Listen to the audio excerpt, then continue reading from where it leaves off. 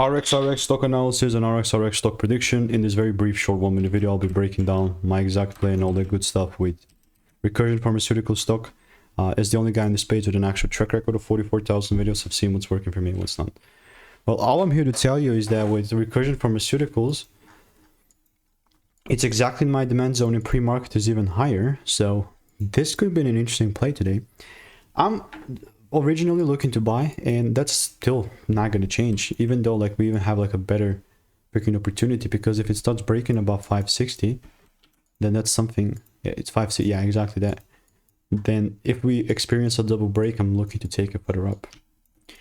Right, biggest factor here is that unless I see this happening and I see some greenery starting to take up place, I'm not buying. Ultimately, I mean, I do have a lot of receipts with RXRX in the Discord. And if you want to stay tuned and get free money, make an email, send insights, click the first link in the description. See you in the next